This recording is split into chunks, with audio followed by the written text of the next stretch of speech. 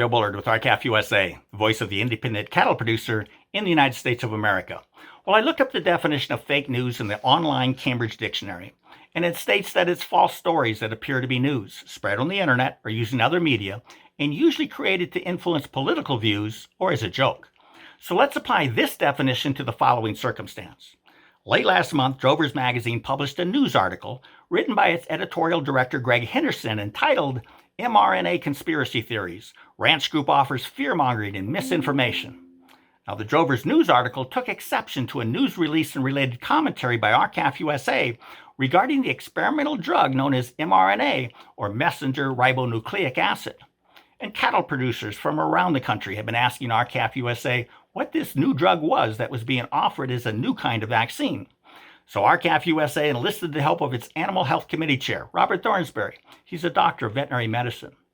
What RCAF USA found was that this new drug did not fit the traditional definition of a vaccine used in cattle, as those vaccines typically involve an injection of an actual virus or bacteria that had been weakened, so it does not actually cause the disease. But instead, the weakened virus or bacteria would be met by the animal's immune system that would then build an immunity towards the particular disease that the vaccine was designed to immunize against. But the mRNA drug was not that, because it did not contain an actual virus or bacteria. Instead, it contains a synthetically produced genetic code that tricks the body into developing some level of immunity towards whatever disease the synthetically produced genetic code was targeting. And because of this difference, Dr. Thornsberry refers to mRNA as an injection, not a vaccine. And now the federal government has granted only emergency use authorization for mRNA injections in humans, but it has not approved mRNA at all for cattle. And this is why I refer to mRNA as an experimental drug or injection, because it has not yet achieved full government approval. And the logical questions that cattle producers and consumers have are whether mRNA is safe for cattle, whether it affects an animal's genetic makeup, and whether the meat from an injected animal could transfer the mRNA to humans. RCAF USA found scientific studies that question the safety of mRNA and raise concerns that there is a possibility that mRNA can alter the genetic makeup of an animal and that it could be transferred in the animal's tissues. Now, most importantly, RCAF USA made clear that because the research on mRNA is still in its infancy, no one really knows the full impact it has on either humans or animals, particularly its long-term impact. And this itself warrants more extensive mRNA research focused on safety.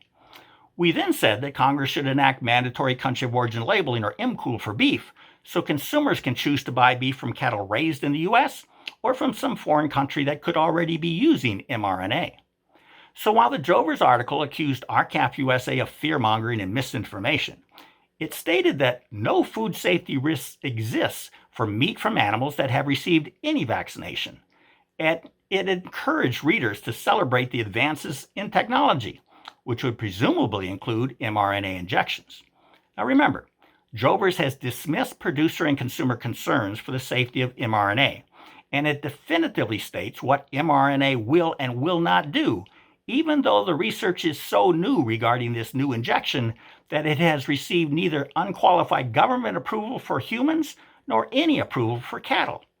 So RCAF USA submitted a rebuttal to Drovers' attacks, replete with citations to several actual scientific studies that raise the safety concerns expressed by RCAF USA. So guess what Drovers did? It refused to publish RCAF USA's rebuttal. Drovers claims that its experts found that the studies cited by RCAF USA are unreliable, and RCAF USA's conclusions are inconsistent with the overall scientific community on mRNA. And get this, Drovers believes RCAF USA's rebuttal will do nothing but confuse readers and producers even more, and they and consumers will be needlessly alarmed and beef demand will be damaged. So it seems Drovers believes its readers, producers, and consumers lack sufficient intelligence to consider the two sides of this important debate, and that they should simply accept the mainstream's assurances regarding mRNA safety. And they should do this even though our government scientists responsible for determining the safety of mRNA have not yet made such a determination. Can we conclude that Drovers is engaged in fake news by prematurely asserting mRNA safety before mRNA has even been approved for cattle, and by quashing the public's opportunity to weigh the competing sides of this important issue? Now, this is for you to decide. But in the end, let's be sure we get this right, or beef demand will be damaged. With that, have a productive week. Thank you, and goodbye.